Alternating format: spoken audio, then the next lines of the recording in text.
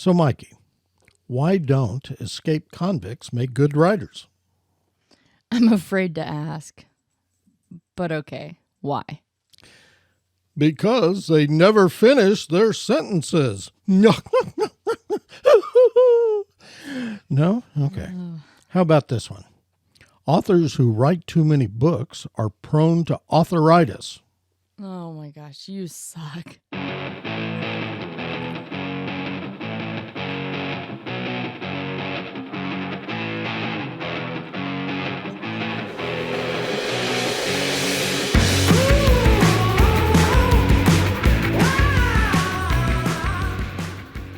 Hey there, everybody. Mr. Robin here with the second episode of Mr. Robin's Hood. How the hell are you? We're coming to you digitally from the compound just outside of Fargo, Oklahoma.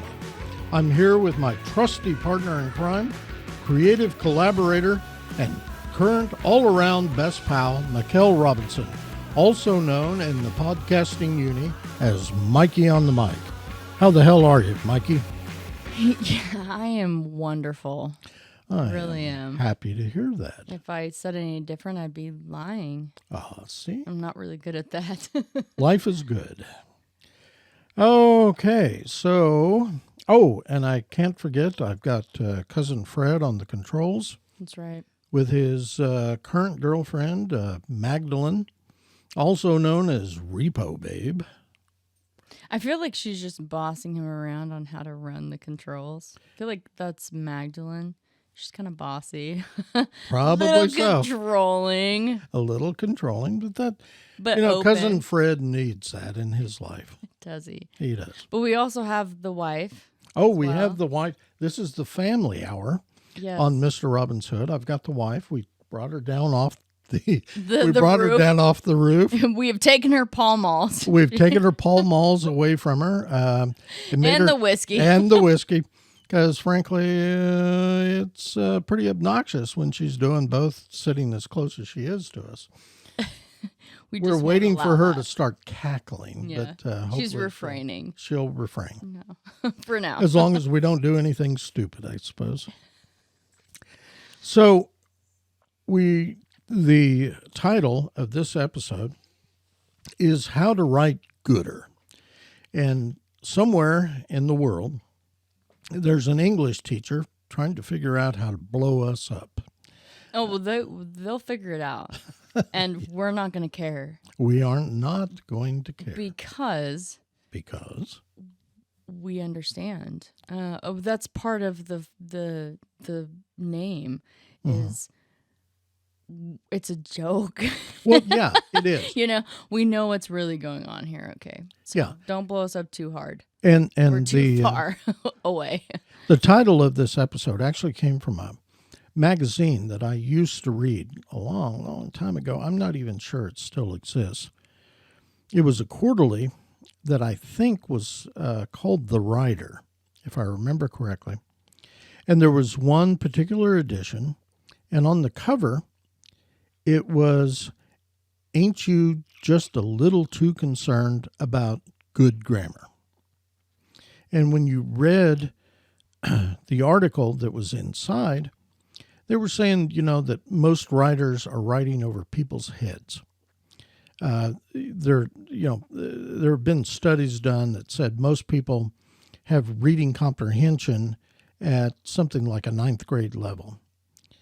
And so there was the basic thrust of this article was that you need to make your writing more the way that people normally converse. And it made a real point with me. And I've done quite a bit of writing over the years, as has my my partner here, Mikey. And so we're going to talk a little bit about, kind of get into what makes good writing. And granted, it's our opinion, and you can differ if you want. Absolutely. Frankly, we don't give a shit. Well, this is the thing that we've talked about before, that it is also a the perception of the reader, the interpretation. We want to leave that open. That's part of, in my opinion, the creative process. I'm going to create something and I'm going to allow you to interpret it the way that you want to. Right. Whether I agree with that or not, a lot of times I'm like, that's total shit. Shut your mouth. But I can accept that you view that in a different way. And although there are times in my dealings with people telling me how they perceive my writing, and I'm very disappointed in hearing how they perceive it, but at the same time I can respect that they're perceiving in a way that works for them, in a way that means something to them, even though it's not where I was going. It's like, but that's okay, because that's part of it. Sure.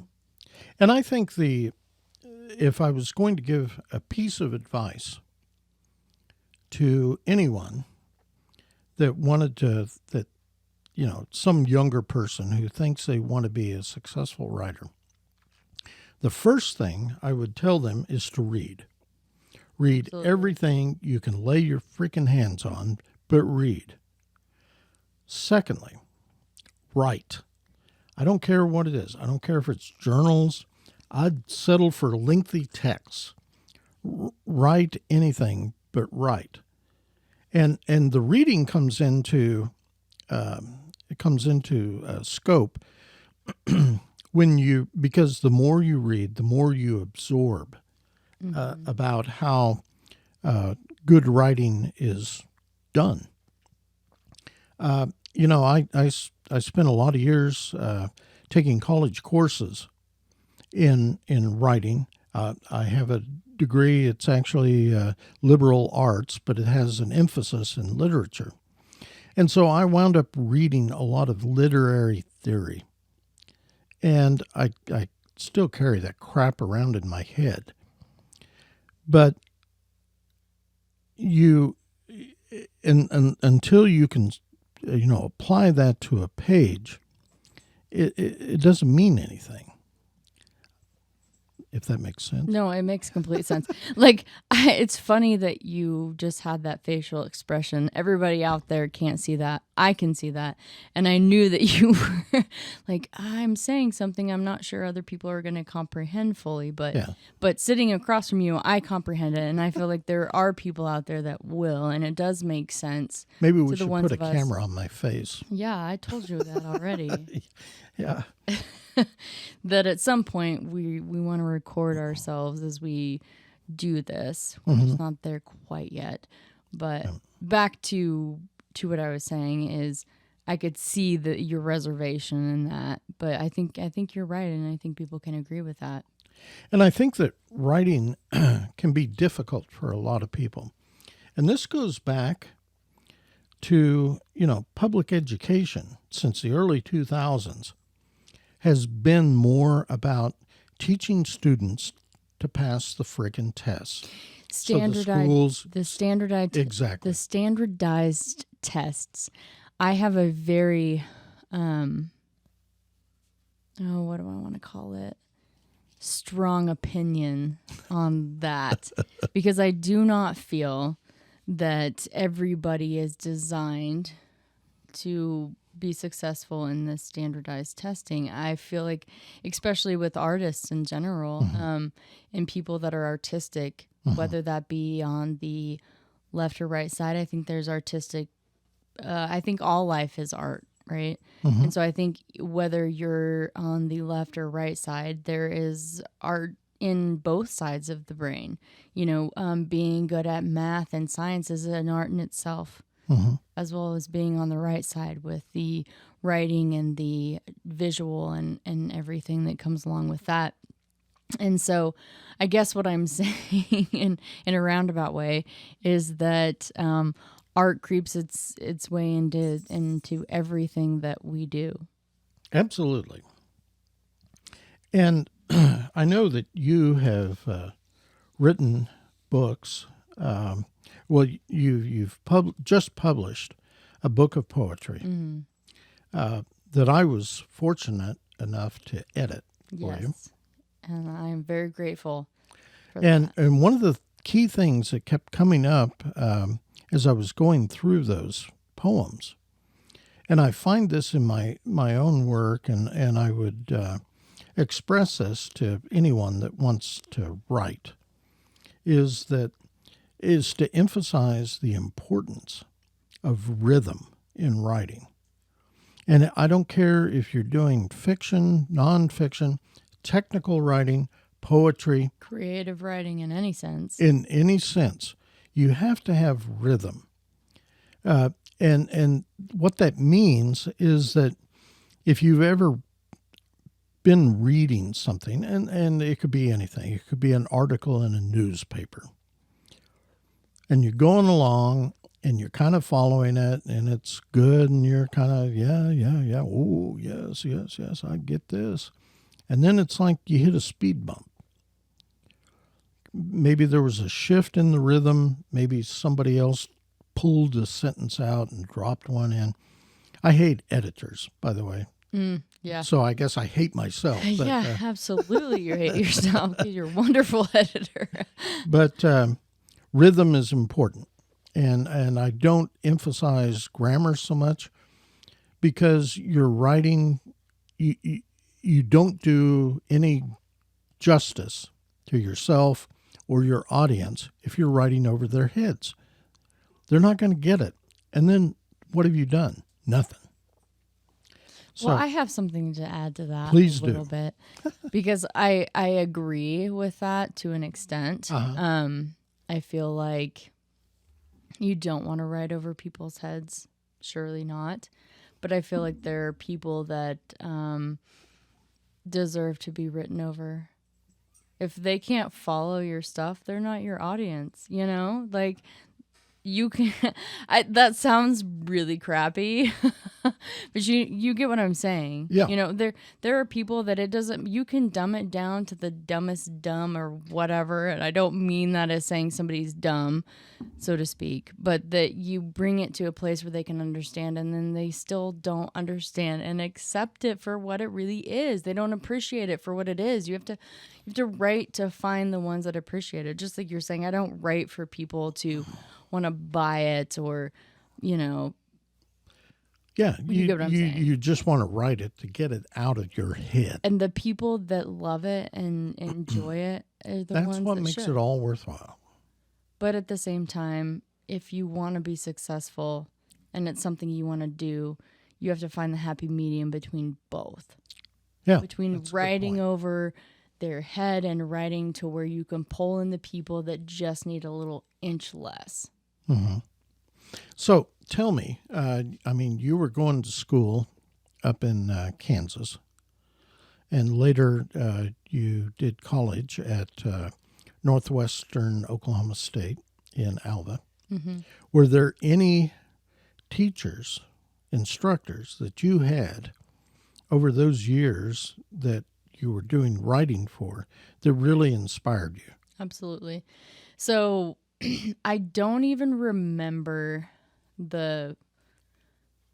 I don't know that it was an actual teacher, but there was this, when I was in, I think it was 5th or 6th grade, maybe 6th grade, we went on this conservation tour is what they called it. And it was kind of a piece of our curriculum where we went to Alabaster Caverns, up by Freedom, you know, which is only 30 minutes from where I grew up.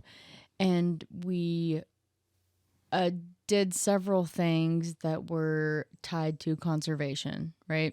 Right. And being somebody who is very much connected with nature, and in tune with that part of the earth, I was just infatuated with it. And they had this essay contest. And it was a conservation essay. And I rode my bike to Calvary Creek. That's what it was called. And I set out there and I wrote this essay based on the what they wanted us to do, you know, write an essay of a place that would need conservation or something that a place you'd want to see apply this conservation, you know, I guess tools or whatever you want to say, right? And so I go out there and I write this essay and I win the contest, right? I win this essay contest. I get this cool little trophy, but then I have to read it in front of this group of people. Yeah. Right? Yeah. My mom, I'm nervous, I'm a very social person, but like reading in front of people was very nerve-wracking. When I went into radio, they couldn't see my face. Yeah. So it wasn't so bad. But like getting up in front of people was very nerve-wracking for me in the beginning. I've since kind of got over that a bit. I mean, I still get nervous depending on the situation, but I was so nervous that day. And my mom had said, well, just think of everybody in their underwear. So I get up there with my, creative mind and my visualizations, and I visualize literally everybody in their underwear. And then I start laughing hysterically, and it was a whole mess. And then the 2 other winners had to go before me so I could pull myself together. I get up there and I finally read this thing.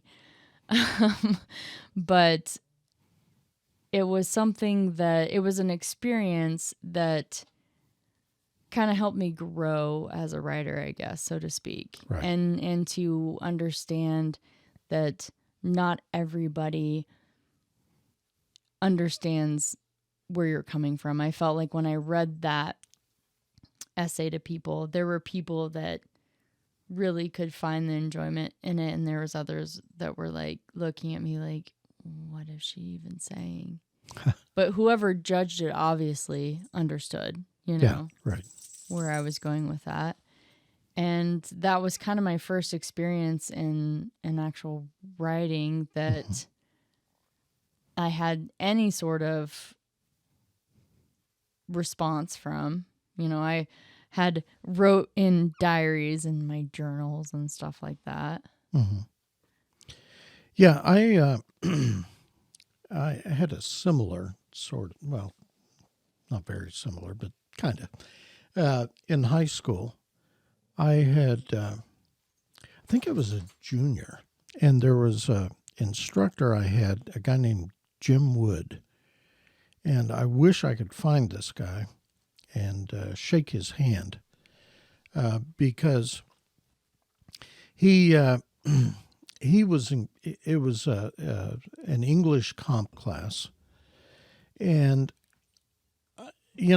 my brain has never worked like a lot of people's. I've got this imagination that just goes way out there, and you can see that in my Wiley. Yeah, yeah. As like Good the old Wiley Piemore in the previous podcast episode. I wrote that over an hour at about 4:00 this morning. Because you wanted to shock me. Yeah, and I think I succeeded. Yeah, you absolutely did. Yeah. So he had us write papers over the course of a semester. I seem to recall I wrote probably 3 or 4 papers for this guy. And one of those that I really don't recall anymore, I couldn't tell you possibly what the content was in there. But I learned later from another teacher who knows him and knew me at the time that he had used my paper as a case study for classes for years afterwards. As an example. I mean, he was holding me up as an example.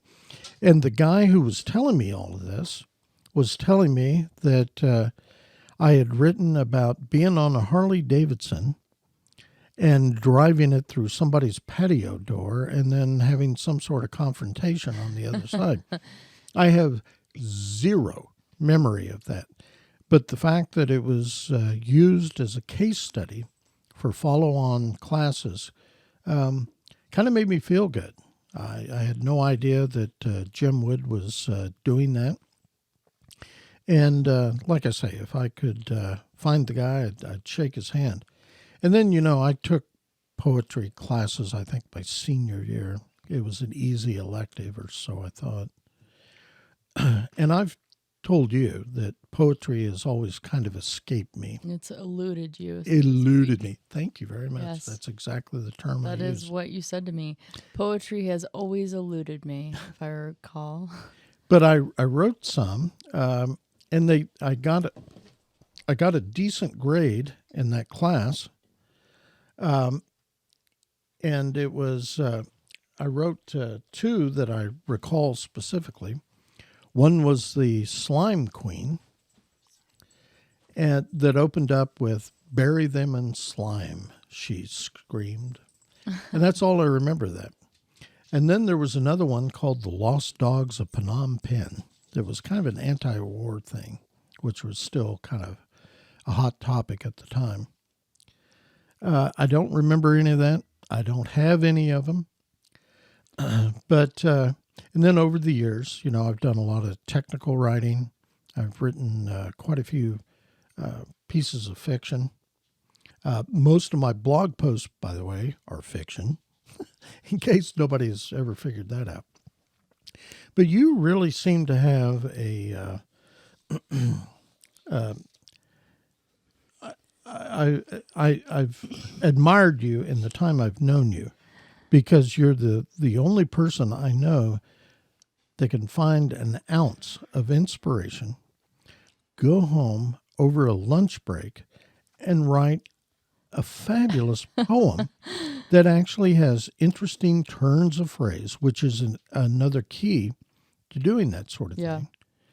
And it's just, it just astounds me that comes so easily for you. Yeah, what's funny that you say that is because I didn't really tell you about one of the teachers that really helped me grow as a writer.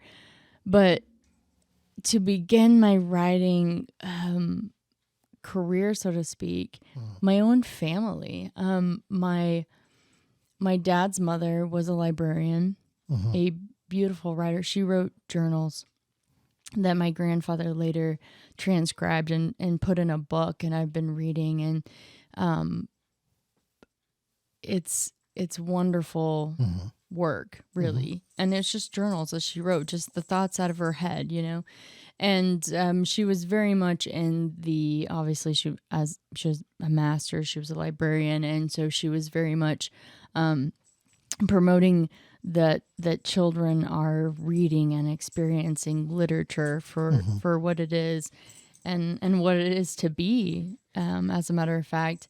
But not just that, but my dad, him and I have always had a very interesting relationship. We're a lot of the same person, and so we kind of butt heads a bit. But I remember we had a friend. He had a friend that he used to hang out with, and he had a couple daughters that because I'm an only girl, so I would play with these girls, and we had such the greatest time.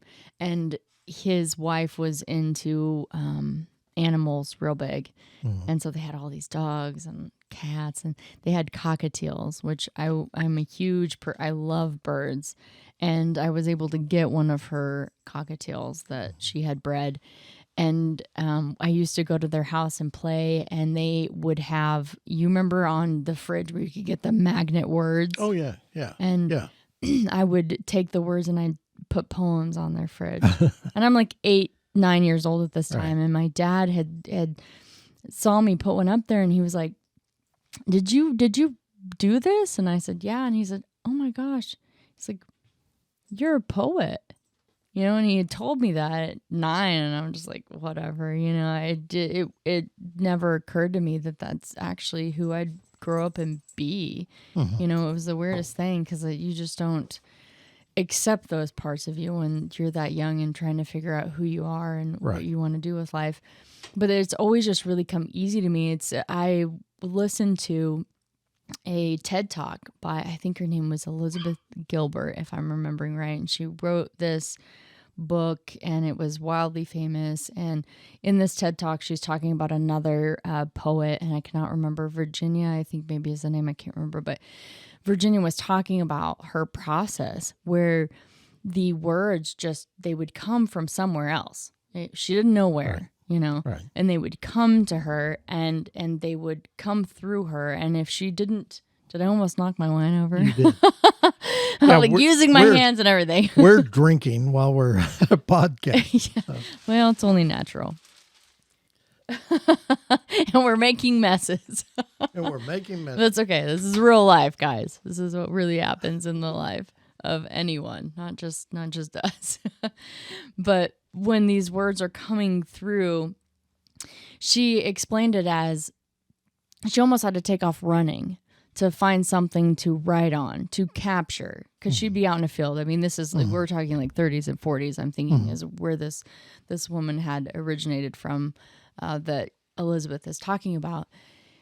And it was like, you'd had to capture that inspiration, those words. And if you didn't capture them, they were gone forever. And that is truly my process. Yeah.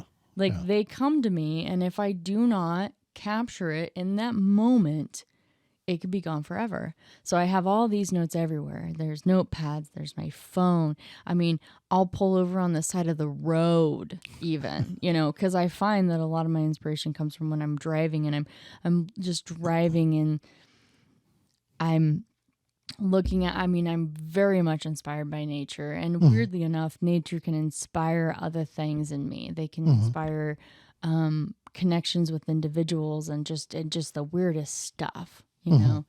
And so I have to like capture those moments, just like she had talked about. And it's weird because it can come fast and it can come slow. I mean, I have poems where I get 3 sentences and 3 years later I finish it. Right. Yeah, and you're touching on another really important piece for writers, and that's the inspiration. And you're absolutely correct; it can come from anywhere. But here's what I've discovered as I've grown a little bit older, that if I come across something that really and truly inspires me, and I'm thinking, my imagination is flying out, and I'm piecing this all sort of together. If I don't write it down, it's probably gone, and that really drives me crazy. But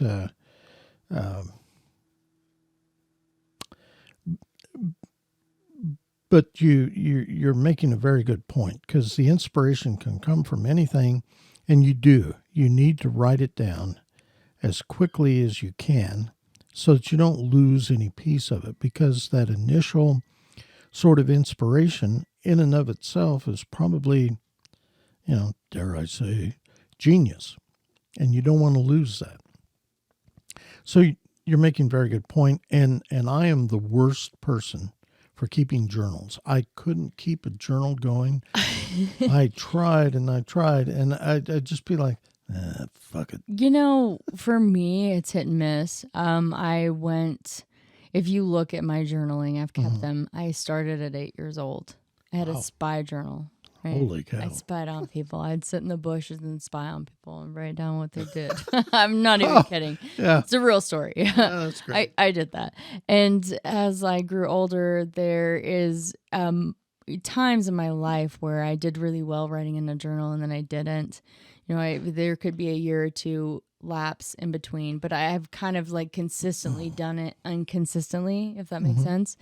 But I found myself, I kind of started a blog, but I'm not really good at keeping up with it. But to me, it's like when I'm inspired to write, then I go write, and because I'm so busy in my life and what I'm doing and everything, I'm not always able to write how I'm inspired. But when I do sit down and do it, I feel like it's valuable, and it's worth something, even if it's not consistent.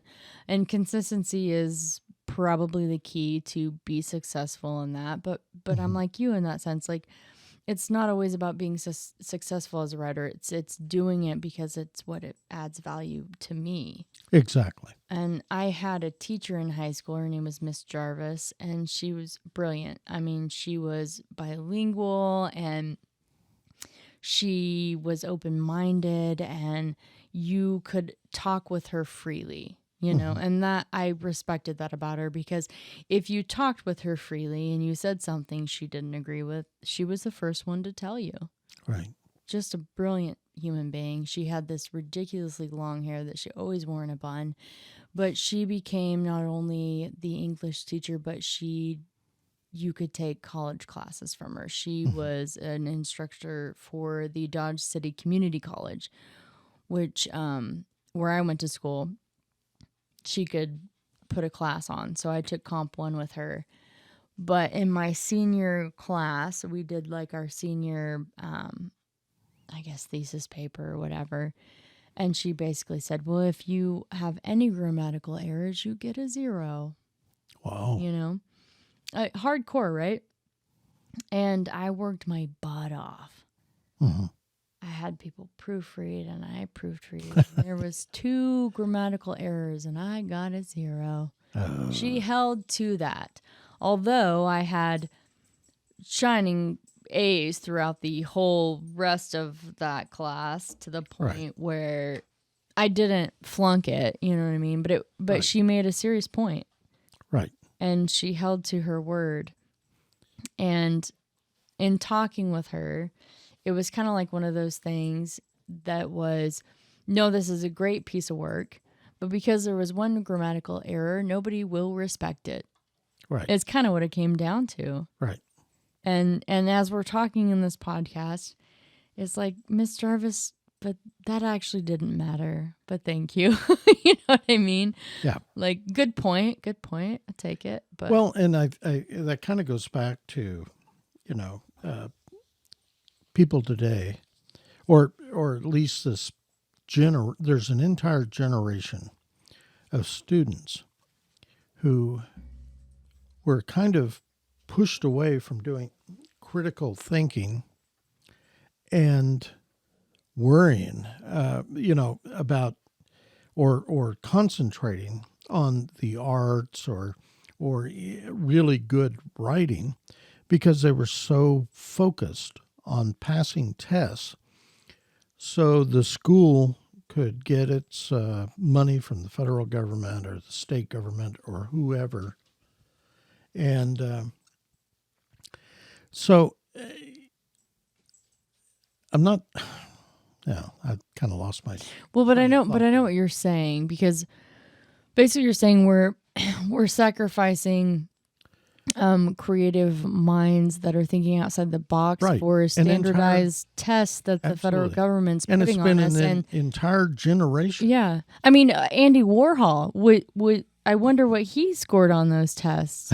You know what I'm saying? Yeah. Or as a matter of fact, any of those, Hunter Thompson, any of those people, like they're like, oh, the rejects. Well, the rejects are some of the most brilliant people I've ever met in my whole entire life. Right. But you didn't see it. Right. Yep. Until it was too late. And they've made an impact on our culture and our society. Sure. In the best kind of way, in my opinion. Yeah. Bukowski is. Oh, Bukowski, one. Charles Bukowski. I love that man so much. And I've had people who know him that are like, well, he's vulgar and hates women. And I'm like, I love that he hates women. That's real. Yep. That is really how he felt. That's keeping it real. Yeah. The original keeping it real. Good for him. I hate women too. I'm not going to lie. So I'm not touching that. But I'm a woman and can say it. Damn it. So anyway, if you are a person of younger age and you think that you want to be a writer, I got to be really honest with you. You're facing a brick wall in a lot of ways. And I hate that we even have to say that. Yeah. But it's the truth. People don't read as much as they used to. No. Everybody wants instant gratification from their online crap, videos, etc. Nobody wants to sit down with a book, or they'll do it, but it better be audible. So they can sit and listen to it on their way, on the commute to work every day and commute back home, and then feel that they read a book.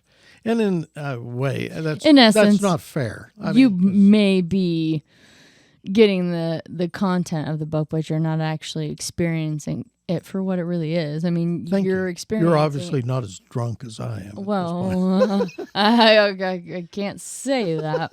fully, but sometimes Okay. sloshing my brain up is helpful. Okay. So now I'm really going off the edge of the cliff. I'm going to point out that the commercial publishing industry over the past 20 years or so is increasingly becoming a monopoly. They buy up the small presses, and it can be very tough to get past the entrance. Mm-hmm. And unless you've done something before, like I just experienced, I submitted my manuscript to a small publisher, Right. and they turned me down. And then the next week, I saw them advertising a very similar collection. And then when I was looking at it, and I sent it over to you, and I told you, like, this is basically my book, you know? It's basically my chapbook collection of poetry. And you were like, oh, but that guy's been published, and da-da-da-da-da. And I'm like, oh, because he may sell more books. That's why they chose his. And maybe his is better than mine. I haven't read it. No, and it could be. You know what? But you know what I'm saying? And I think I told you at the time that in the cover letter that you had sent him, I pointed out that you hadn't expressed in that letter that you had previously been published, granted in a university right, sort and of it setting. wasn't in like very substantial ways like his, you know, like Right. I wrote album reviews for the Northwestern News. See, and I've been published. I mean, I get published in my hometown newspaper whenever they send them something, you know. Yeah, but exactly. And I to think me that's that doesn't a key. hold the stature, I guess. No, it does. and the point I'm trying to make here is that it's you need to, you know, I hate using this term. You need to fluff up your cover letter to and this is advice I would give anybody. You need to fluff that up, include everything you've ever done, because editors are assholes. And you they know, are, aren't they? they are. I mean, I think that's why I don't like to be an editor, because I don't really like being an asshole. Well, but you know, they're overrun with the shit. You know, and I actually, here's something you don't know about me. What? I actually was the editor and publisher of what they used to call a webzine. It was an online magazine. And this was, this particular zine was, I don't even think they use that term anymore, do they? No. When you used I'm a it dinosaur. one time to me, I was like, What? and then I put it together before I asked you. I almost asked you. And then I put it together. I'm like, oh. So this particular webzine was directed towards women. And I was the chief editor and publisher of this thing, and we were pushing this content online. And I'll ask the wife, what was that, 98? She has no idea. She doesn't recall. She doesn't recall. It's all right. So It's a long time ago. we were doing this stuff. I would get crap. I mean, absolute horrendous stuff being sent to me by writers. And sometimes if I thought there was an ounce of something there, I would help it along. I would add to it, keep it moving. But some of it was just so horrid. I would just say, you know what, there's no freaking way in the world I'm going to use this. And I had an interesting experience because I got one short story from a person I wish I still had it. I don't. From a woman who, there was something kind of familiar in her writing, and I couldn't quite put it together. But I started, thanks to Google, the Google. Yeah. I'd started putting that stuff back in, you know, really familiar turns of phrases and that sort of thing. And I finally figured out that the person who was sending me this stuff was probably Anne Rice. who wrote Interview with the Vampire and, Right. and the Mayfair Witches and all that sort of thing. And I thought, God damn, I've arrived. I've arrived. This is grand. Yeah, but so my point there was editors are just absolutely overrun with absolute crap all the time. And so they probably have very narrow sort of decision Sure. windows. Sure. Yeah, you're going to make it. No, you're not. But Well, and I feel like, to not cut you off, Uh-huh. but I feel like in that connotation is they're also having to look at what's going to generate revenue for us. sure. You know, this person has a track record where the person who they chose has a very more well-rounded track record as far as success in writing, as far as you look on paper than I did. And I haven't read his stuff. I'm sure it's good. I don't know. Mine could be just as good, but because he had been published in these places and had these cells on this previous book and things like that, that was more appealing too as well. And as an editor working for a company, as we all work for companies, and we're looking at, it's like, yes, we want good art, but we also want to, we got to make money. And I feel like that was part of it as well. Sure. Who could they make more money on? Sure. And I'm gonna. That's the other thing when we talk about writing is, you're gonna get turned down a whole hell of a lot. Oh my God. Oh, so when much. I was Well, how much did Hunter S. Thompson get turned down? I mean, significant, it was significant. hundreds. And- If I'm not mistaken. And when I was in my 20s, sending off short stories to various, that's another media that kind of eludes me. I've never really gotten the short story. I had enough rejection slips because they used to send your stuff back to you with this little pink slip that was maybe 3 inches by 3 inches. Yeah. It said, "We're sorry, we just can't use your material at this point in time. Thank you for submitting, and please continue to submit. Signed, the fucking editor." I could have wallpapered this house with all of those All of the rejection rejection slips. letters. Yeah. And I had one, right?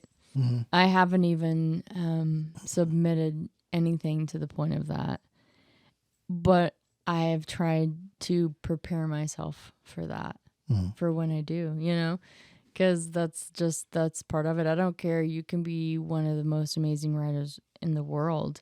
You're going to have 1,000 rejection letters. Oh, yeah. That's just part of the game. And if you can't get past that, you will never be successful. Right.